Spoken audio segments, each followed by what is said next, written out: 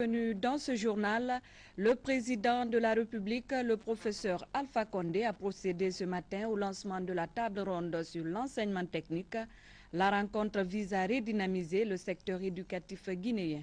Reportage Sanassi Keita. Il se compte par centaines de jeunes élèves et étudiants de l'enseignement technique et professionnel à rallier la salle des congrès du Palais du Peuple tôt ce matin. Objectif, assister à l'ouverture de la table ronde sur l'enseignement technique et professionnel au service de l'emploi et du développement. Ici, membres du gouvernement, diplomates, représentants d'institutions républicaines, chefs de services de sécurité et de défense, partenaires techniques et financiers au développement de la Guinée ont rehaussé de leur présence cette table ronde sous la direction du président de la République, le professeur Alpha Condé, ovationné par le public dès sa rentrée dans la salle.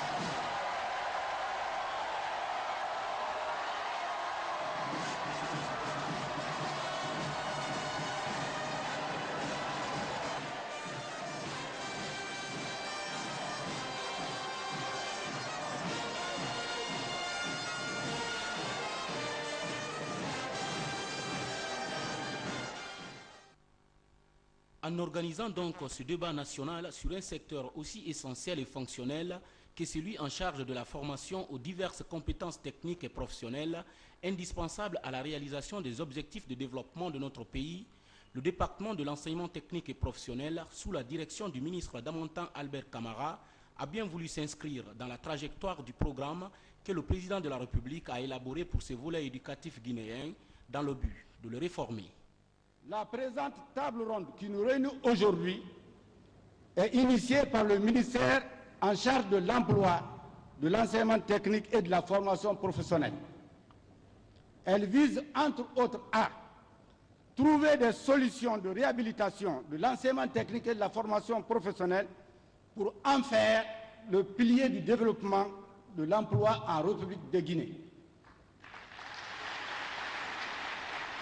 À susciter des financements pour la mise en œuvre des différents projets et programmes en vue de la relance effective de ce secteur névralgique du développement économique et à promouvoir une meilleure gouvernance et un pilotage du système à travers le renforcement des capacités institutionnelles, humaines et une gestion axée sur les résultats.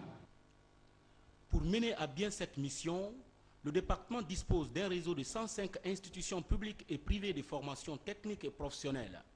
Ce réseau couvre l'ensemble du territoire national et forme dans 70 filières regroupées dans 46 corps de métiers répartis entre 3 secteurs de l'économie nationale, primaire, secondaire et tertiaire.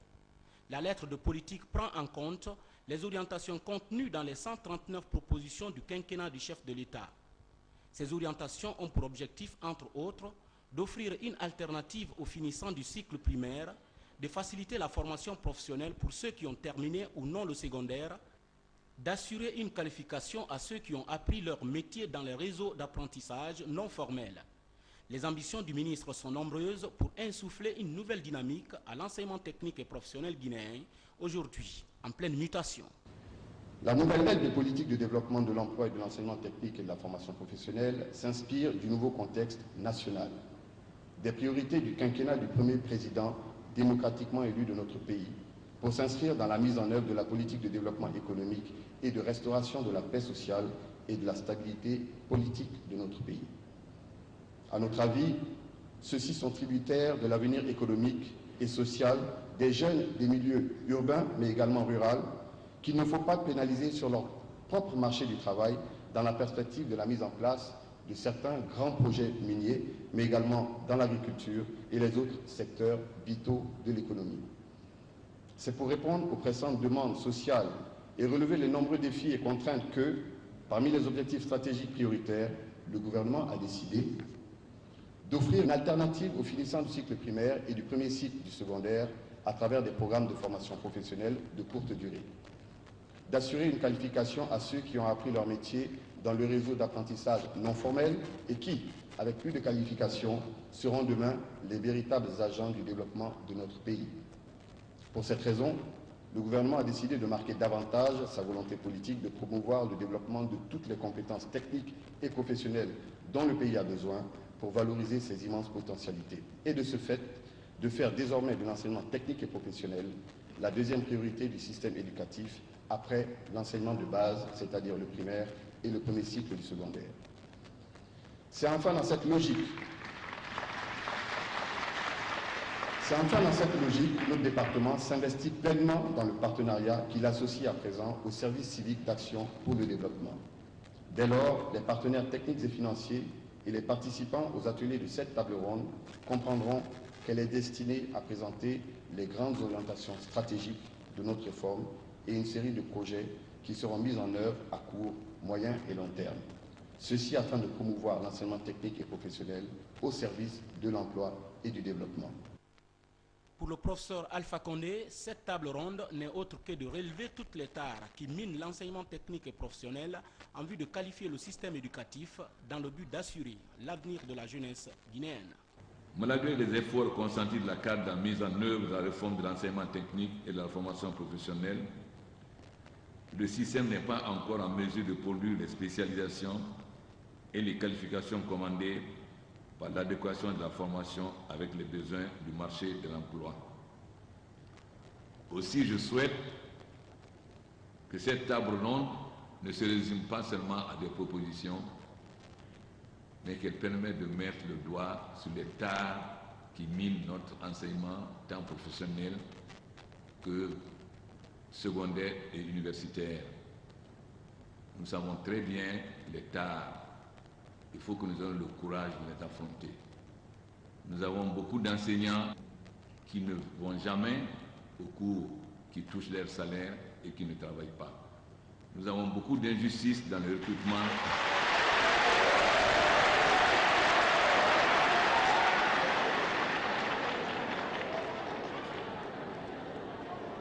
Et cela se fait avec la complicité du syndicat des enseignants, parce que le syndicat des enseignants doit avoir le courage de signaler les enseignants qui ne travaillent pas et qui prennent leur salaire, doivent signaler et ne pas faire du copinage, mais faire en sorte que ces gens soient radiés, ce qui n'est pas le cas. Mais nous allons prendre les dispositions désormais pour que ce soit le cas. Ensuite, il y a beaucoup d'injustice dans le recrutement, il y a beaucoup de favoritisme. Nous voulons que tous les enfants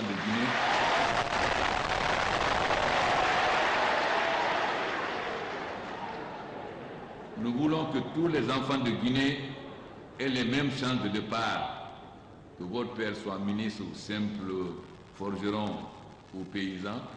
Il faut que tous les enfants de Guinée aient les mêmes chances. Cela veut dire qu'il faut d'abord créer les conditions pour que les enfants des familles pauvres puissent avoir accès à l'enseignement et à la connaissance.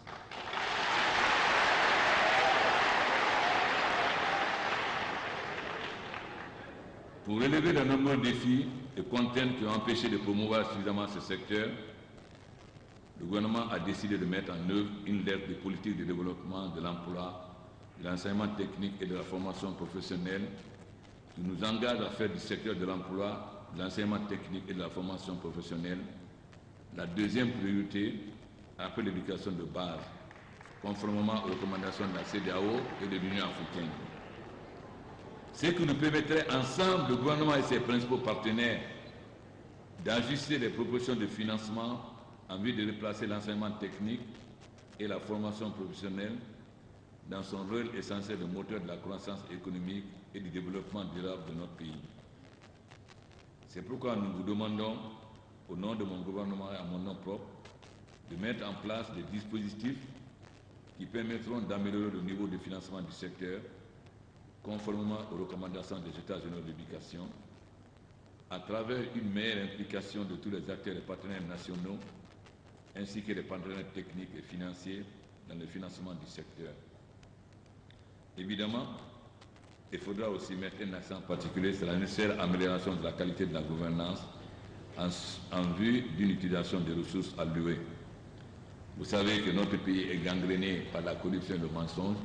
C'est pourquoi hier, nous avons mis en place un comité d'audit formé de jeunes cadres, et uniquement parce que l'avenir, c'est la jeunesse. Donc ces jeunes cadres sont tenus de rechercher dans tous les dossiers tous ceux qui ont pillé ce pays, parce qu'il faut lutter d'abord contre l'impunité pour pouvoir lutter contre la corruption. Donc j'ai confié ce travail à la jeunesse, parce qu'après tout, c'est leur avenir.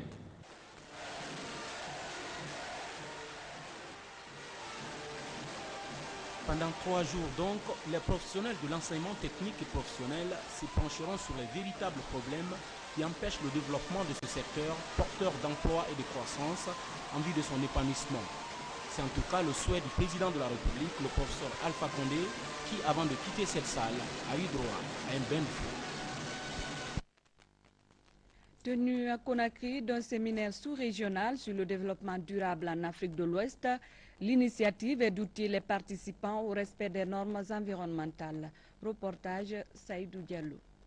Ce séminaire organisé par l'ISESCO porte sur le développement durable en Afrique. Il regroupe autour de cette thématique plusieurs acteurs du monde associatif venus de la sous-région.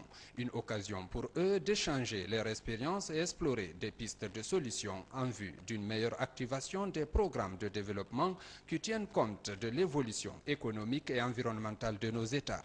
Les participants et participantes ne ménageront aucun effort pour conférer à notre séminaire un plein succès.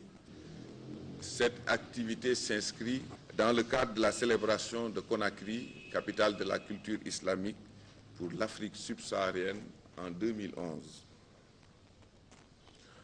En cette occurrence, mon premier devoir est de vous transmettre les salutations et les vœux de succès du directeur général de l'ISESCO.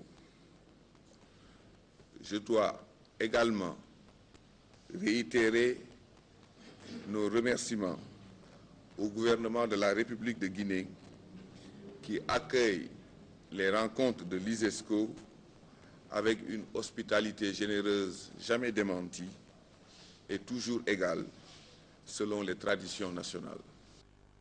Face aux grands enjeux que suscite le développement durable en Afrique, il est impératif que les ONG s'impliquent davantage pour que les projets sur ce sujet soient davantage palpables sur le terrain.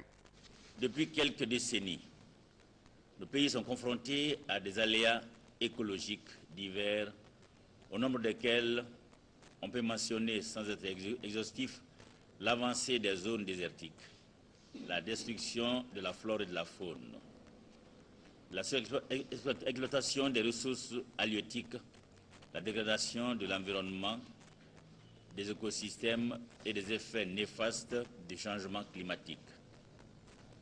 Il convient donc de faire face à ces problèmes avec détermination et entreprendre des programmes dynamiques mobilisant l'ensemble des secteurs de développement. Au sortir de ce séminaire, les représentants des ONG qui ont pris part à cet atelier vont faire une meilleure restitution des enseignements reçus dans leurs pays respectifs. À l'instar des autres préfectures de la Guinée, Kissidougou a lancé sa campagne agricole 2011 initiée par le gouvernement guinéen. C'est le ministre des Postes et Télécommunications qui est le parrain de cette localité où 17 motos, 342 tonnes d'engrais et 984 litres de produits phytosanitaires ont été distribués pour appuyer les paysans. Compte rendu, Safiatou Kondé. Ce sont 150 hectares de champs labourés qui attendaient au Yéguilavogi pour lancer la campagne agricole dans la préfecture de Kissidougou. Grains de riz et de maïs en main, sans oublier les roues, les agriculteurs autour du ministre des Postes et Télécommunications, parrain de l'événement en compagnie des autorités locales, procèdent ainsi au jet de semences comme prévu pour l'année 2011-2012. À 20 km de Kissidougou Centre, à Gbangbadou, où s'est effectué le lancement, 342 tonnes d'engrais, 90 tonnes d'urée et 584 litres de produits phytosanitaires ont été distribués aux 6 champs déjà labourés pour la circonstance.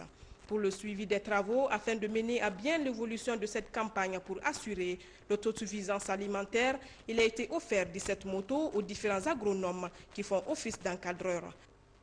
Ainsi, Feme Sadouba, Gbangbadou, Kenema Bomba, entre autres villages concernés, connaîtront ces 6 prochains mois l'enthousiasme